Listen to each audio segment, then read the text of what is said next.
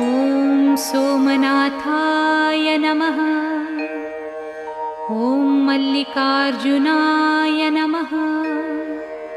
ॐ महाकालेश्वराय नमः। ॐ ओंकारेश्वराय नमः। ॐ वैद्यनाथाय नमः। ॐ भीमशंकराय नमः। ॐ रामेश्वराय नमः। ॐ नागेश्वराय नमः। ॐ विश्वेश्वराय नमः। ॐ त्र्यंबकेश्वराय नमः। ॐ केदारेश्वराय नमः।